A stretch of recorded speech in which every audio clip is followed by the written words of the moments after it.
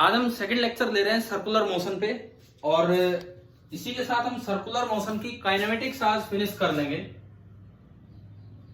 अच्छा, in case आज finish नहीं हो पाती तो कल मॉर्निंग लेक्चर रहेगा ही, वो जो यही टाइम है आपका 11-12 बजे वाला। तो आज और कल अगर हम इन दो क्लासेस में काइनेमेटिक्स ऑफ सर्कुलर मोशन पूरा कर लेते हैं, अभी हम डायनेमिक्स पे नहीं जा रहे हैं, फोर्सेस पे नहीं गए हैं, तो आपका कल शाम को एक टेस्ट होगा on kinematics of circular motion. ये वाला पार्ट है हमारा। कल हमने आपको दो तरह की एक्सेलरेशंस बताई थी, tangential acceleration, centripetal acceleration and उससे फिर ओवरऑल नेट एक्सेलरेशन। आप ये बताओ कौन सी एक्सेलरेशन मस्ट है कि भाई ये तो होगी होगी। अगर मान लो सर्कुलर मोशन है तो ये वाली एक्सेलरेशन तो मिलनी मिलनी। सेंट्रीपिटल, क्योंकि डायरेक्शन तो चेंज होगी सर्कुलर मोशन में, चाहे मैग्नीट्यूड चेंज हो ना हो, डायरेक्शन तो चेंज डेफिनेटली होगी। सेंट्रीपिटल एक्सेलरेशन तो डेफिनेटली होगी। तो हम यहाँ पे दो तरह के सर्कुलर मोशन पढ़ रहे हैं। पहला सवाल, क्या सर्कुलर मोशन यूनिफॉर्म मोशन होता है कि नॉन यूनिफॉर्म मोशन? ना, दोनों नहीं हो सकते हैं। Circular motion is always a non uniform motion. Circular motion it is a non uniform motion. Reason, क्या कारण है इसका बताएं। यूनिफॉर्म मोशन वो होता है according to definition of uniform motion. Uniform motion वो होता है जिसमें ना तो वेलोसिटी का मैग्नीट्यूड चेंज और ना डायरेक्शन। सर्कुलर मोशन में डायरेक्शन चेंज होना तो डेफिनेटली होगा ही होगा। इसका मतलब every circular motion is a non uniform circular motion. फिर भी दो तरह की टर्म्स यूज की जाती हैं। एक को बोलते हैं यूनिफॉर्म सर्कुलर मोशन, एक वर्ड यूज किया जाता है यूनिफॉर्म सर्कुलर मोशन, और एक को बोलते हैं नॉन यूनिफॉर्म सर्कुलर मोशन। अगर मोशन कैसा है तो ये भी नॉन यूनिफॉर्म मोशन होता है और ये भी नॉन यूनिफॉर्म। सर्कुलर मोशन अगर बोल दिया तो डेफिनेटली वो नॉन यूनिफॉर्म मोशन ही होगा, चाहे आप इसकी बात करें चाहे आप उसकी बात करें। लेकिन यूनिफॉर्म सर्कुलर मोशन का क्या मतलब है? यूनिफॉर्म सर्कुलर मोशन का ये मतलब है कि जब सर्कल में ये पार्टिकल चक्कर काट रहा होगा तो जो उसकी स्पीड है, सर्कल में जब पार्टिकल चक्कर काटेगा तो जो उसकी स्पीड है वो स्पीड क्या रहेगी? कांस्टेंट। शुरू से लेकर लास्ट तक स्पीड चेंज नहीं होगी। मतलब मैग्नीट्यूड ऑफ वेलोसिटी जो है, मैग्नीट्यूड ऑफ वेलोसिटी वो आपका कांस्टेंट रहेगा। ऐसे सर्कुलर मोशन को बोलते हैं यूनिफॉर्म सर्कुलर मोशन। सवाल आ जाए यूनिफॉर्म सर्कुलर मोशन अपने आप में यूनिफॉर्म मोशन है कि नॉन यूनिफॉर्म, बताएं। यूनिफॉर्म सर्कुलर मोशन अपने आप में यूनिफॉर्म मोशन है कि नॉन यूनिफॉर्म? नॉन यूनिफॉर्म, ठीक है ना। अच्छा, नॉन यूनिफॉर्म सर्कुलर मोशन, इसमें क्या होगा कि स्पीड वेरिएबल होगी। इस वाले में स्पीड आपकी वेरिएबल होगी, स्पीड टाइम के साथ चेंज होती चलेगी। चलो मैं पहले एक बार यूनिफॉर्म सर्कुलर मोशन की बात करता हूं। इसमें कौन कौन सी एक्सेलरेशन होगी? यूनिफॉर्म सर्कुलर मोशन में कौन कौन सी एक्सेलरेशन होगी बताएं।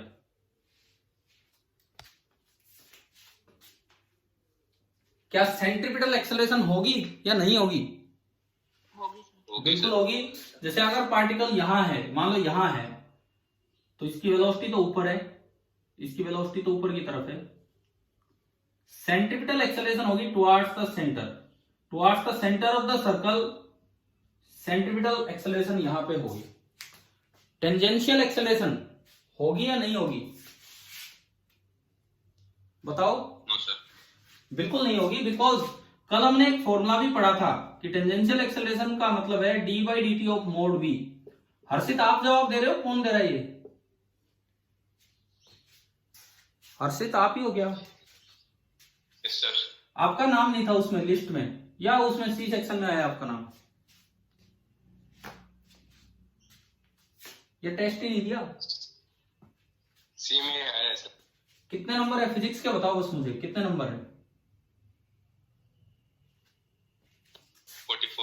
44। चलो ठीक है, एवरेज से मार्क्स हैं 44। चलिए अगली बार ऐसा नहीं होना चाहिए कि हम 44 पे अटक जाए, है ना, नेक्स्ट टाइम। चलो अब देखो a t is equal to d by D T of mod v, ये आपका हो गया जीरो। तो अब अगर मैं देखूं सेंट्रीपिटल एक्सेलरेशन है, टेंजेंशियल नहीं है, तो जो नेट एक्सेलरेशन है वो इधर ही होगी। जो सेंट्रीपिटल एक्सेलरेशन है वही आपकी नेट एक्सेलरेशन हो जाएगी, यानी कि ए नेट अगर इसमें पूछा जाए तो दिस विल बी ए सी। ए सी का फॉर्मूला था ओमेगा इंटू वी, या वी स्क्वायर बाई आर, या ओमेगा स्क्वायर आर। जब मोड भी कांस्टेंट है तो क्या ओमेगा टाइम के साथ चेंज होगा? जब मोड भी कांस्टेंट है तो क्या ओमेगा टाइम के साथ चेंज होगा? Yes sir. No sir, v बराबर ओमेगा इंटू आर, ये पढ़ा था कल रिलेशन। तो omega is equal to v by r, ना तो v चेंज हो रहा है ना r चेंज हो रहा है, तो जो ओमेगा है वो कांस्टेंट है। अब मेरा अगला सवाल, मैं इसकी तो बात ही नहीं कर रहा, अभी इस पे थोड़ी देर में आएंगे। अगला सवाल, क्या v वेक्टर कांस्टेंट है या वेरिएबल है? v वेक्टर वेरिएबल है, उसकी बार बार डायरेक्शन चेंज हो रही है। अगला सवाल, क्या ओमेगा वेक्टर कांस्टेंट है कि वेरिएबल है? इंस्टेंटेनियस एंगुलर वेलोसिटी कांस्टेंट है या वेरिएबल है? कांस्टेंट है। क्या ओमेगा की डायरेक्शन चेंज नहीं हो रही है? बोलो, हो सकता है आप सही हो, बोलो, मैं तो पूछना चाह रहा हूं बस। क्या ओमेगा की डायरेक्शन बार बार कांस्टेंट है? बिल्कुल कांस्टेंट है। देखो जब ये यहां है तो ओमेगा बाहर, यहां है ओमेगा बाहर, यहां है ओमेगा बाहर, हमेशा ये एंटी क्लॉकवाइज घूम रहा है, तो ओमेगा हमेशा आउटवर्ड है। तो v वेक्टर तो वेरिएबल है, इस वाले केस में v वेक्टर तो वेरिएबल है, इसीलिए तो नॉन यूनिफॉर्म मोशन है। लेकिन जो ओमेगा वेक्टर है, ओमेगा वेक्टर वो वेरिएबल नहीं है। ओमेगा वेक्टर क्या है? बिल्कुल कांस्टेंट है। v तो वेरिएबल है लेकिन ओमेगा वेक्टर आपका कांस्टेंट है। बताओ यहां तक आया ना समझ में? इतना ठीक है। अगला सवाल मैंने कल भी जिक्र कर दिया था इसका, क्या नेट एक्सेलरेशन कांस्टेंट है कि वेरिएबल है? पहले मैग्नीट्यूड चेक करो, पहले मैग्नीट्यूड चेक करो, क्या नेट एक्सेलरेशन का मैग्नीट्यूड चेंज हो रहा है बार बार या सेम है? कांस्टेंट है, v constant, omega constant, r constant. अब डायरेक्शन चेक करो, क्या नेट एक्सेलरेशन की डायरेक्शन बार बार पलटनी पड़ रही है, चेंज हो रही है?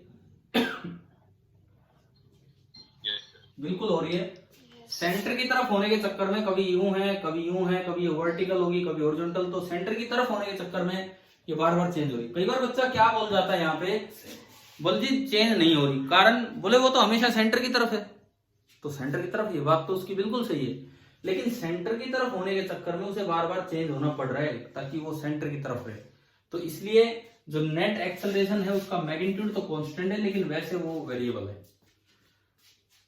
अगर आपसे यूं पूछ लिया जाए कि यूनिफॉर्म सर्कुलर मोशन में find the value of a dot v, बताएं कितना होगा? क्वेश्चन पूछ लिया मैंने तो सीधा बिना लिखे यहाँ पे, यूनिफॉर्म सर्कुलर मोशन में find the value of a dot we.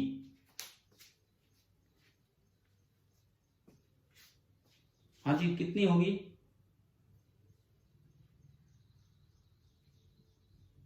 Dot product करना आता आपको दो वेक्टर्स का? बताओ तो, देख के डायग्राम गिरा आपके सामने।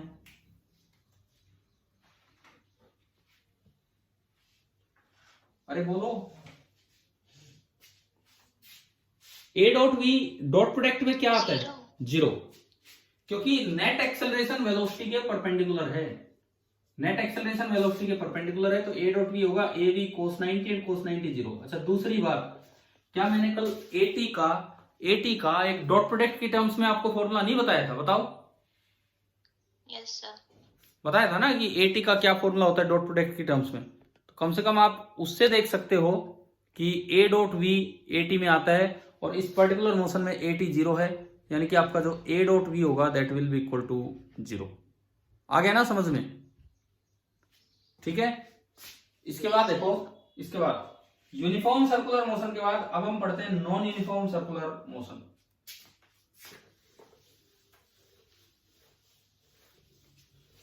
इसमें क्या होता है अब हम ये देखेंगे।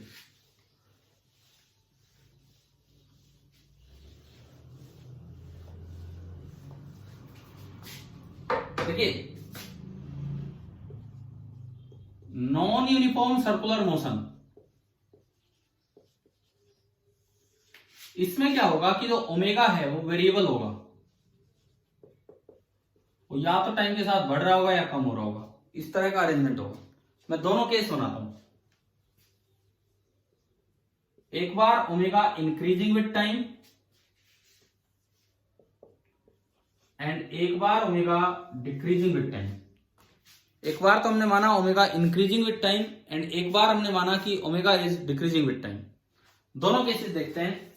सपोज यहां पे वो पार्टिकल है और मैं कहता हूं एंटी क्लॉकवाइज घूम रहा है, यहां भी पार्टिकल है और हमने कहा एंटी क्लॉकवाइज घूम रहा है। इस इंस्टेंट पे मैं एक्सेलरेशन वगैरह दिखाना चाहूंगा। इस इंस्टेंट पे ये यूं जा रहा है, वेलोसिटी ऊपर है, तो एक तो सेंट्रिपिटल एक्सेलरेशन तो डेफिनेटली होगी ए सी। अगर इस समय वेलोसिटी v है, रेडियस r है, तो ए सी का फॉर्मूला तो v स्क्वायर बाई आर होगा या ओमेगा स्क्वायर आर, जो भी है। सिमिलरली इसमें भी सेंट्रिपिटल एक्सेलरेशन तो यहां होगी टुवर्ड्स द सेंटर, क्योंकि वेलोसिटी ऊपर है, और ए सी वही होगी v स्क्वायर बाई आर या ओमेगा स्क्वायर आर। अब बात आती है कि एक और भी तो एक्सेलरेशन होगी, क्योंकि स्पीड इसमें बढ़ रही है और इसमें स्पीड कम हो रही है। जब स्पीड बढ़ती है तो टेंजेंशियल एक्सेलरेशन किधर होती है बताओ? जब स्पीड हाँ, जब स्पीड बढ़ेगी तो टेंजेंशियल एक्सेलरेशन वेलोसिटी की डायरेक्शन में होगी। फिलहाल वेलोसिटी ऊपर है, फिलहाल अगर मैं देखूं तो वेलोसिटी ऊपर है। अगर वेलोसिटी ऊपर है तो इसका मतलब फिलहाल जो टेंजेंशियल एक्सेलरेशन है वो भी ऊपर ही होगा। तो इस वक्त जो टेंजेंशियल एक्सेलरेशन है वो टेंजेंशियली अपवर्ड होगा, और उस केस में बताओ टेंजेंशियल एक्सेलरेशन किधर होगा? वेलोसिटी से अपोजिट, वेलोसिटी से अपोजिट। तो ये नीचे की तरफ ए टी और ये आपका है ए सी। अब देखो नेट एक्सेलरेशन की मैं बात करूं, नेट एक्सेलरेशन इस पर्टिकुलर केस में तो इधर है ए, और इस पर्टिकुलर केस में ये नीचे की तरफ होगा ए, ये वाला। सपोज टेंजेंशियल डायरेक्शन के साथ इन्हें एंगल बना रखा है थीटा, तो इसमें अगर देखें, इसमें देखो कि उसमें देखो, ए का मैग्नीट्यूड तो होगा, ये कल भी यूज करवाया था मैंने एक सवाल में, है ना भाई, लास्ट में कंफर्म किया था हमने, ए बराबर under root A C square plus A T square. ये तो आपका हो गया ए का magnitude, under root A C square plus A T square. Tan theta अगर इसमें चाहिए, मतलब थीटा चाहिए, perpendicular A C upon base A T, A C upon A T. अच्छा, अगर मैं आपसे ये पूछूं कि ए डॉट वी, तीन ऑप्शन है, पॉजिटिव, जीरो, नेगेटिव, बताओ क्या होगा? ए डॉट वी पॉजिटिव, जीरो और नेगेटिव।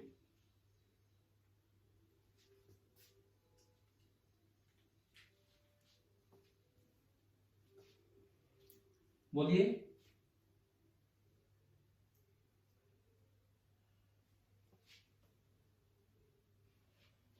ये देखो ना सीधा, ए और बी के बीच में यहां एंगल ये है, ये एक्यूट है कि ऑब्ट्यूस है? एक्यूट एंगल फर्स्ट क्वाड्रेंट में होता है, तो फर्स्ट क्वाड्रेंट में कोस पॉजिटिव होता है और ए डॉट बी में कोस थीटा आएगा, यानी कि इस वाले केस में तो ए डॉट बी आपका हुआ पॉजिटिव। इसमें बताओ, इसमें ए और बी के बीच का एंगल ये है, ये एक्यूट है कि ऑब्ट्यूस है? ऑब्ट्यूस मतलब सेकंड क्वाड्रेंट। सेकंड क्वाड्रेंट में कोस थीटा क्या होता है? नेगेटिव। तो ये इसमें, और जीरो जब था, जब वो पिछला आपने लिया था यूनिफॉर्म सर्कुलर मोशन। तो चलिए, अब मुझे लगता है एक्सेलरेशन का आइडिया तो ढंग से आ गया होगा आपको कि कैसे किसी भी क्वेश्चन में एक्सेलरेशन देखनी। ठीक है, एक दो सवाल लेते हैं एक्सेलरेशन के ऊपर ही, और फिर उसके बाद आगे बढ़ेंगे।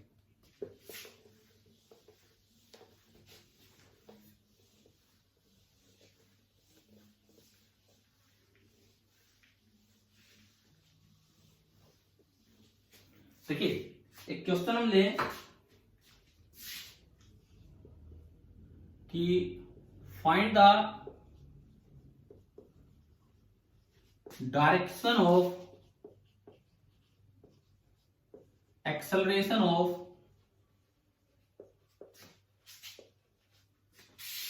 bob of an oscillating simple pendulum.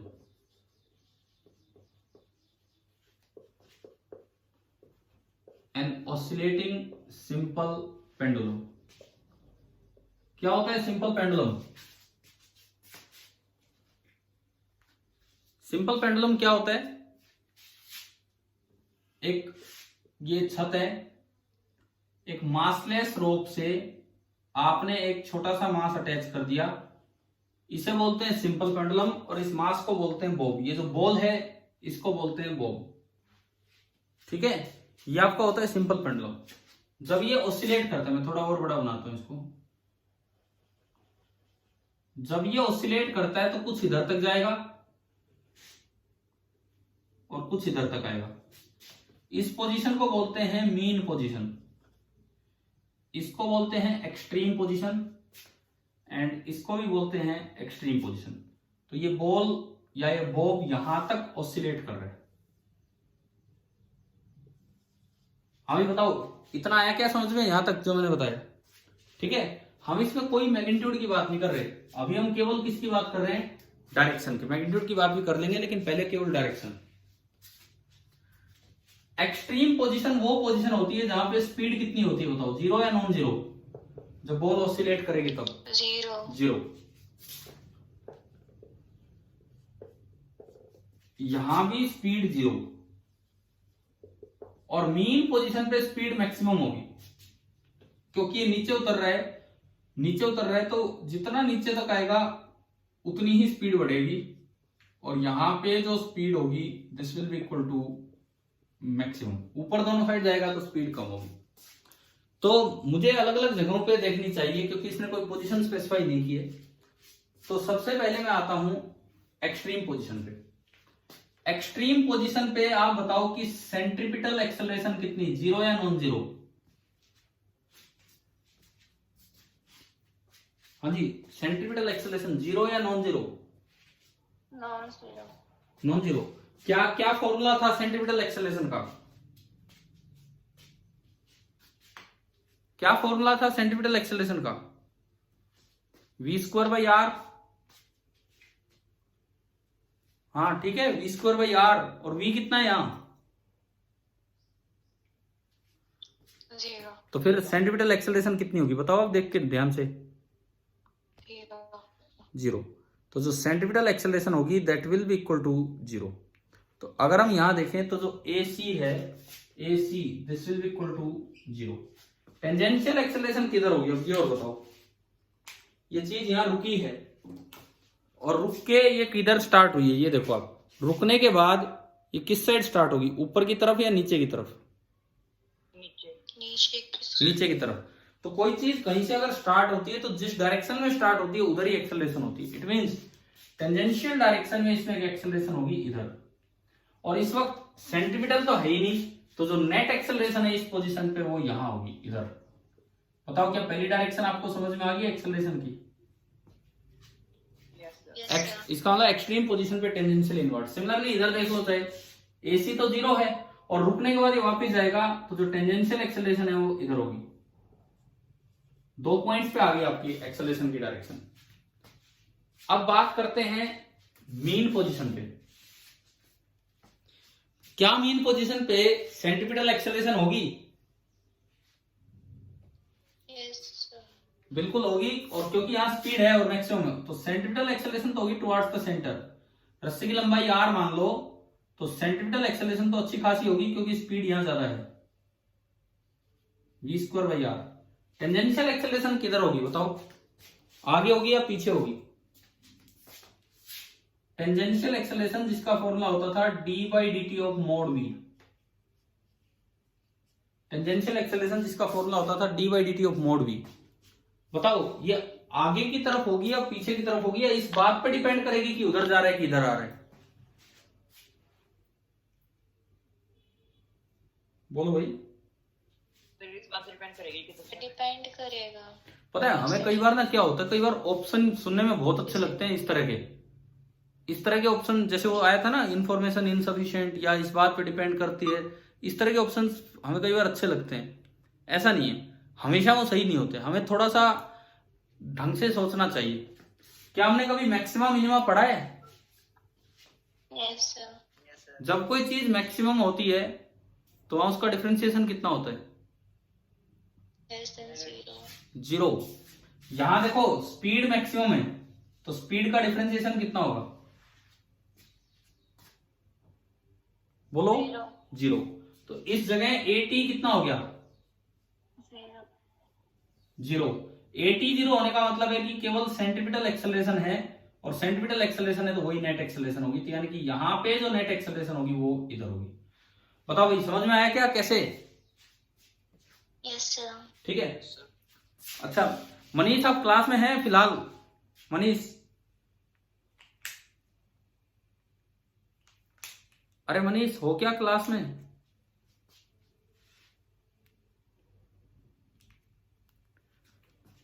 नहीं है तो चलो कोई नहीं, मैं आप एक कॉमन सा क्वेश्चन पूछ रहा हूं, जो जवाब दे सके वो देगा। देखिए हमें ये पता है कि एट मीन पोजीशन पे जो स्पीड होती है वो मैक्सिमम होती है। इसका मतलब d mod v by dt 0 हो गया, और इसका मतलब AT कितना हो गया? 0। ये बात तो क्लियर होगी ये सभी को, ठीक है। दूसरी बात, अब आप इस बात का जवाब दो, एट एक्सट्रीम पोजीशन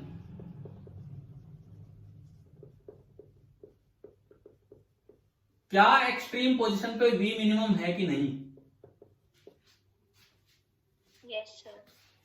है ना, 0 है तो मिनिमम है, और जब v मिनिमम है तो इसका मतलब d by D T of mode v वहां भी 0 होना चाहिए, तो इसका मतलब AT वहां भी 0 होना चाहिए, लेकिन हमने तो AT दिखाया है तभी तो ये A है। अगर AT भी 0 हो जाए, AC भी 0 हो जाए, फिर तो रुक ही जाएगा, फिर तो चलेगा ही नहीं। अगर AT और AC दोनों वहां 0 हो गए, अगर AT और AC दोनों वहां 0 हो गए तो फिर तो रुक ही जाएगा, फिर तो चलेगा ही नहीं। तो आप बताओ इसमें क्या, कहां पे मिस्टेक है? इसमें कॉन्सेप्चुअल मिस्टेक।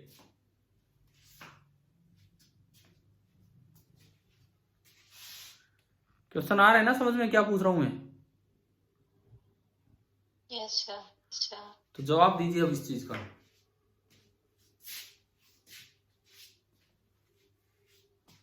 जब मैक्सिमम पे डिफरेंशिएशन 0 है तो वो तो मिनिमम पे भी 0 होना चाहिए था, तो AT बीच में 0 तो AT एंड पे भी 0 होना चाहिए, फिर तो एंड पे ना AC है ना AT है, फिर ये A ही 0 हो जाएगा, फिर ये उतर के क्यों आएगा?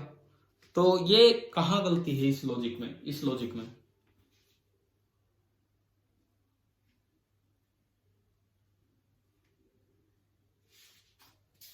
ये मैं आपको ना, अब एकदम से आप नहीं सोच पा रहे हैं, आपको एक्सप्लेन करना है ये पॉइंट, ठीक है। ग्रेविटी ना ग्रेविटी है नहीं है वो एक अलग चीज है। मैं कह रहा हूं कि पहली बात यहां एक्सेलरेशन तो होगा ना, एक्सेलरेशन ही नहीं होता तो उतर के क्यों आता? एक्सेलरेशन तो डेफिनेटली होगा। जब स्पीड 0 है तो AC 0, और जब स्पीड मिनिमम है तो dv बाई dt 0 होना चाहिए, तो AT 0। तो ना AC है ना AT है, फिर कहां से एक्सेलरेशन आ गया? और एक्सेलरेशन ही नहीं है तो फिर ये गड़बड़ हो जाएगी सारी। तो मैंने आपको एक छोटा सा क्वेश्चन दिया है सोचने के लिए, या तो अभी कुछ जवाब दे पा रहे हो तो अभी दो, नहीं तो फिर बाद में।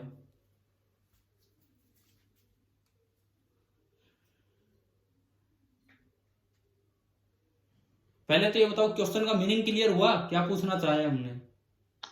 Yes sir. Yes sir. ठीक है, तो अब एक्सप्लेन करो ना इसको, फिर आगे बढ़ेंगे। तो फिजिक्स खाली ये नहीं होती कि बस क्वेश्चन कर दिया, ये छोटी छोटी बातें भी आपको पता लगनी चाहिए इसमें क्या है। वैसे तो ये डाउट मैं आपकी तरफ से उम्मीद कर रहा था कोई पूछे, लेकिन फिर आपने किसी ने नहीं पूछा तो मैंने पूछ लिया आपसे इस तरह से। चलो मैं बता देता हूं, सुनिए। मैक्सिमम या मिनिमम पे, जैसे मिनिमम में कोई चीज डिफरेंशिएशन 0 हो, मिनिमम में कोई चीज मिनिमम हुई है, वहां डिफरेंशिएशन 0 तभी होगा जब वो अपनी डायरेक्शन चेंज ना करे। वहां डिफरेंशिएशन 0 तभी होगा जब वो अपनी डायरेक्शन चेंज ना करे। क्या मतलब? क्या यहां पहुंचने से जस्ट पहले वेलोसिटी ऊपर थी और जस्ट बाद वेलोसिटी नीचे, क्या वेलोसिटी की डायरेक्शन चेंज होगी है या नहीं इस मिनिमम पे? Yes, sir. ठीक है, मैं आपको ग्राफिकली बताता हूं ये चीज कैसे। कहीं पे एक तो टाइम के साथ वेलोसिटी का ग्राफ ऐसा हो और एक टाइम के साथ वेलोसिटी का ग्राफ ऐसा हो। कहां स्लोप जीरो है आप बताओ। मैंने दो मिनिमम वाले पॉइंट लिए, एक ये और एक ये। कहां स्लोप जीरो है? टेंजेंट डाले तो उसकी स्लोप कहां जीरो है? ऊपर वाले में, नीचे वाले? सेकंड वाले, सेकंड नीचे वाले, वाले, फर्स्ट वाले में। फर्स्ट वाले में। अब टेंजेंट डालोगे तो फर्स्ट वाले में यूं टेंजेंट बनेगी तो उसकी स्लोप तो जीरो है और यहां स्लोप नॉन जीरो है, जबकि v मिनिमम है। v यहां भी जीरो है और v यहां भी जीरो है। परंतु उसमें और उसमें फर्क क्या है देखो, यहां जस्ट पहले भी v पॉजिटिव था और जस्ट बाद में भी v पॉजिटिव है। तो क्या रुकने से पहले और बाद में इसने अपनी डायरेक्शन चेंज की है क्या? रुकने पे No, sir. नहीं की। ये हुआ क्या है, ये हुआ क्या है, ये आगे जा रहा था फिर बीच में रुका और फिर आगे गए। तो ऐसे केस में तो डिफरेंशिएशन जीरो होगा।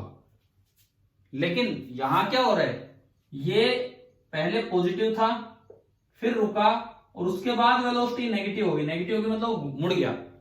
तो अगर कोई चीज रुक के और आगे ही चल पड़े तो उस जगह dv by D t zero होगा। अगर कोई चीज रुक के आगे ही चल पड़े तो उस जगह dv by D t zero होगा, क्योंकि वहां भी मिनिमम है तो मिनिमम पे डिफरेंशिएशन जीरो। लेकिन अगर कोई चीज रुक के अपनी डायरेक्शन चेंज कर दे, ठीक है वहां भी मिनिमम है लेकिन उस जगह dv by D t zero नहीं होगा। क्या ये समझ में आया कि नहीं आया बताओ? Yes, sir. ठीक है। Yes, तो sir. यह बड़ा अच्छा पॉइंट, आप ध्यान रखना इस पे कि मिनिमम पे क्या डिफरेंशिएशन नॉन जीरो हो सकता है? हो सकता है अगर वहां पे जैसे ये वाला केस है जहां पे इसने अपनी डायरेक्शन चेंज कर ली है। तो ये चीज ये मिनिमम है but we cap reverses. Minimum है लेकिन वी कैप रिवर्स हो गया, सो dv by dt will not be equal to 0, so at will not be equal to 0। ये वाला पॉइंट ध्यान रह जाएगा आपको आगे। हाँ जी भाई आया ना समझ में? ठीक है, चलो तो अब आगे देखते हैं।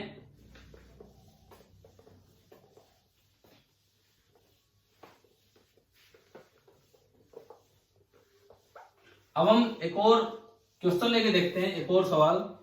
ये तो केवल डायरेक्शंस पे था। अच्छा, इसमें भी इंटरमीडिएट सिचुएशन मैंने नहीं ली, तो आपको मैं होमवर्क में दे रहा हूं। मैंने केवल मीन पोजीशन ली और कौन सी पोजीशन ली? Extreme position. अब आपको बीच की कोई पोजीशन लेनी है, मीन और एक्सट्रीम के बीच की। अब आपको उसी सवाल में इंटरमीडिएट पोजीशन पे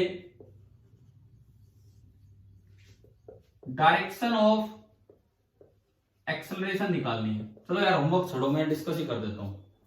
इंटरव्यू मैं आपके साथ ही डिस्कस कर रहा हूं, आपसे डिस्कस करवा रहा हूं। देखिए ये बॉल है, ये मीन पोजीशन,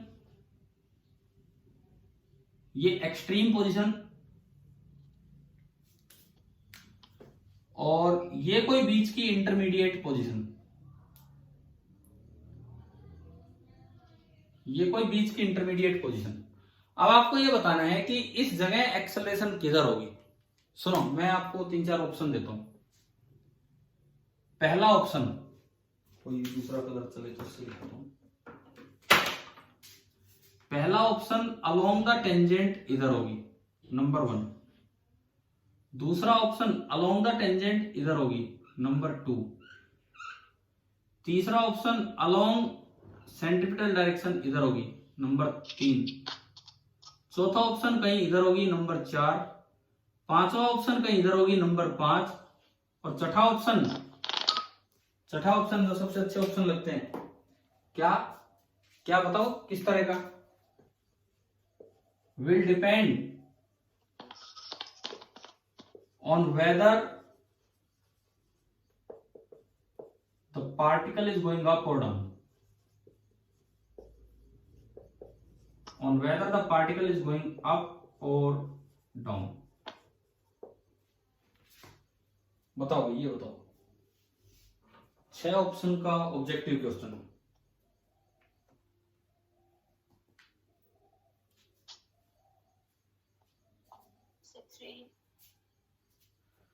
3। देखो जिसने भी 3 जवाब दिया, किसने? पूजा आपने बोला है। Yes. सुनो, 3 है सेंट्रीपिटल डायरेक्शन, तो अगर आप 3 आंसर देते हो तो इसका मतलब आप ये मान रहे हैं कि टेंजेंशियल एक्सेलरेशन तो 0 है एंड ए बराबर ए सी हो गया, ये आपने माना है। सबसे पहली बात, तो क्या इस बीच वाली पोजीशन पे स्पीड होगी या नहीं होगी? इस बॉल के पास होगी। होगी, बिल्कुल होगी। बॉल के पास स्पीड होगी, चाहे ऊपर जाए चाहे नीचे जाए, और अगर स्पीड होगी तो सेंट्रीपिटल एक्सेलरेशन भी होगी, तो v²/r। तो एक बात तो श्योर है कि ये तो होगा ही होगा, डेफिनेटली ये तो होगी। नंबर 3 वाली वेलोसिटी एक्सेलरेशन तो होगी। लेकिन अब एक चीज और चेक करना है, क्या इनके अलावा कोई और तो नहीं है? क्या इनके अलावा कोई और तो नहीं है? नंबर 3 तो होगी, डेफिनेटली होगी, ये तो एसी है। AT किधर होगा? ऊपर की तरफ, टेंजेंशियली अपवर्ड, टेंजेंशियली डाउनवर्ड, या डिपेंड करेगा कि ऊपर जा रहा है पार्टिकल की नीचे जा रहा है?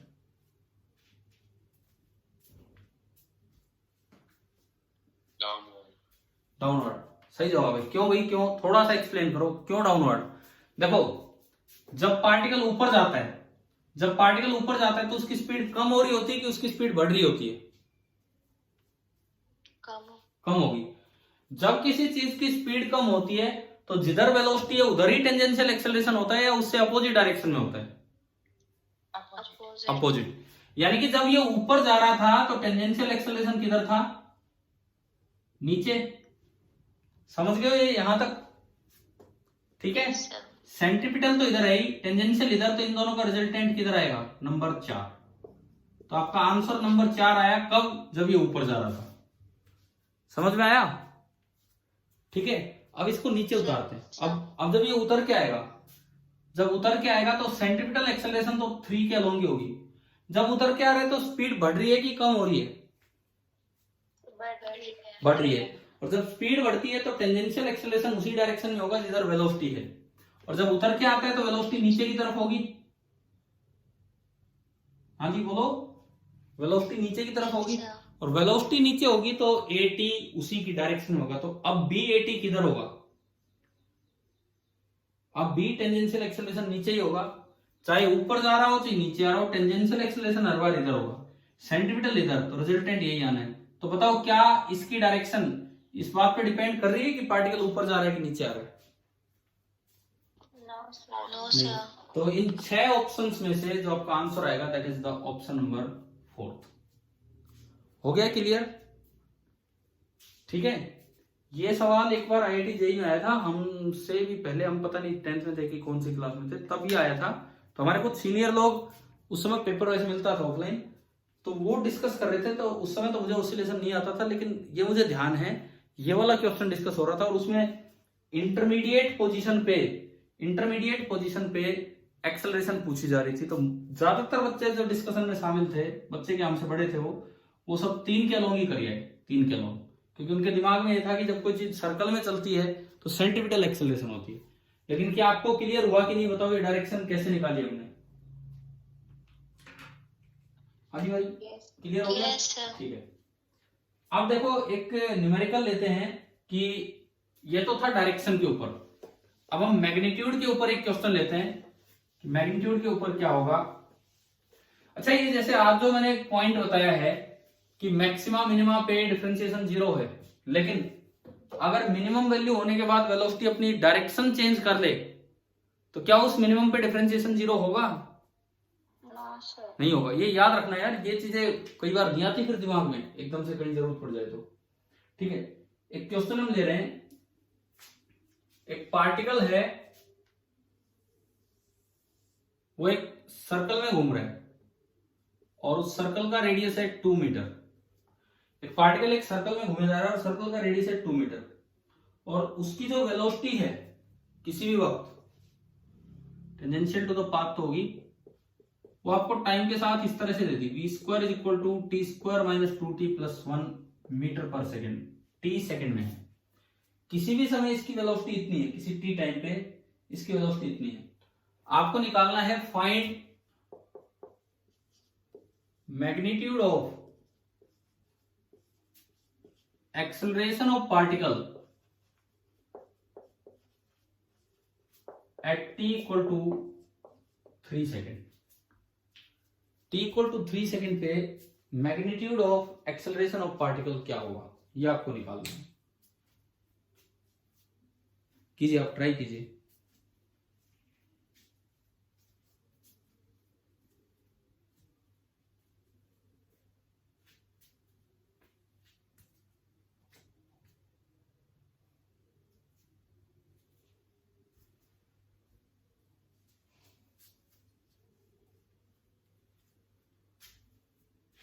कर रहे हो ना try?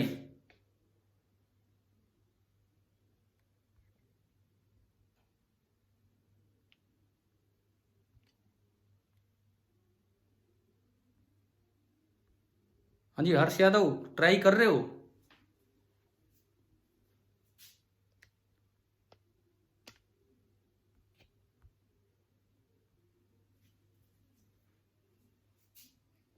Three meter per second square. 3 metre पर सेकेंड स्क्वायर फाइनल आंसर है, जो मतलब लॉक कर दिया जाए। 4 ये फाइनल आंसर आ है। गया सर, 2 आ गया। 2 3 ऑप्शन तो वाली है। 3 4 2 8 8 तो मैं ही बोल रहा हूं अपनी तरफ से। और बताओ कोई?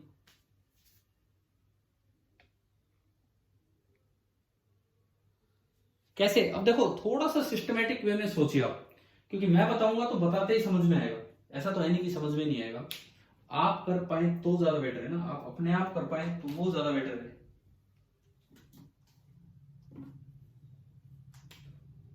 देखिए भाई, एक चीज तो श्योर है कि सेंट्रीपिटल एक्सेलरेशन तो होगी होगी। और क्या ये वेलोसिटी टाइम के साथ चेंज हो रही है? तो टेंजेंशियल Yes, sir. एक्सेलरेशन भी होगी। चेंज हो रही तो टेंजेंशियल भी होगी। पहली बात, सेंट्रीपिटल एक्सेलरेशन का फॉर्मूला होता है v²/r। Centripetal आ गया। अब किस समय पूछा है? 3 सेकंड पे। तो पहले आप यहां से वेलोसिटी निकाल लो एट 3 सेकंड। कितनी आई यहां से वेलोसिटी एट 3 सेकंड? 4। 9 + 1 10 - 6 कितनी आ रही है? 4 मीटर पर सेकंड। तो यहां से ये देखो भाई, 4 का स्क्वायर बाई r यानी कि 8, इसीलिए मैंने एक ऑप्शन 8 लिख दिया था। तो AC तो आपका आ गया 8 मीटर पर सेकंड स्क्वायर। AC आया। आगे बताओ इसके बाद AT कैसे निकालें? डिफरेंशिएशन से। तो 4 का डिफरेंशिएशन तो 0 होगा। 4 का t² - 2t + 1 हाँ ठीक है, रिस्पेक्ट टू टाइम कर लेंगे। ठीक है, ठीक है। AT this is equal to dy/dt of expression of v t² - 2t + 1। तो ये आपका आया, पहले का डिफरेंशिएशन 2t, दूसरे का डिफरेंशिएशन -2 एंड 1 का 0। तो टेंजेंशियल एक्सेलरेशन आ गई है 2t - 2। Tangential acceleration is coming out to be 2t - 2। किस समय चाहिए आपको? किस समय? At 3 second. तो tangential acceleration at 3 second 2 × 3 6 - 2 4। Positive आने का मतलब है कि जिधर वेलोसिटी है उधर ही होगी। नेगेटिव आ जाती तो उससे अपोजिट डायरेक्शन में। इसका मतलब जो टेंजेंशियल एक्सेलरेशन है वो इस डायरेक्शन में ही होगी। ये 4 होगी और ये 8 है। तो रिजल्टेंट बताओ कितनी होगी? ये हो जाएगी कितनी हो जाएगी रिजल्टेंट? √8² + 4²। आप इसको ऑप्शंस की तरह मैच कहीं करवाना चाहो, 4² कॉमन आ गया तो 2 का स्क्वायर 4 + 1, 4 बाहर आया तो आया 4√5, 4√5 मीटर पर सेकेंड स्क्वायर। बताइए भाई, ये वाला क्वेश्चन आ गया क्या समझ में? कैसे करना है? ठीक है, मतलब आज का लेक्चर अभी एक्सेलरेशन पे ही कंटिन्यूड है कि एक्सेलरेशन किस तरह से देखनी होती है। और सपोज ये एंगल या कोई भी एंगल दिया जा सकता है आपको एग्जाम में, कोई सा भी। मैं कहता हूं ये एंगल दे दिया थीटा, ये थीटा 45 से बड़ा है 45 से छोटा है 45 डिग्री से, कि थीटा 45 डिग्री से बड़ा है कि छोटा है। देखो अगर दोनों इक्वल होते तो बीचों बीच होता 45 डिग्री, नहीं तो बड़े की तरफ झुक जाता है तो थीटा बड़ा होगा। यहां से टेन थीटा बताओ कितना होगा, अगर मैग्नीट्यूड की बजाय डायरेक्शन भी पूछ ली जाती। टेन थीटा कितना हो गया 8/4। और मैंने ये कभी याद करवाया होगा, अगर टेन थीटा 2 होता है तो थीटा नियरली कितना होता है, बताइए यार, नहीं याद किया है। टेन थीटा अगर 2 है तो थीटा नियरली याद किया है कि नहीं है?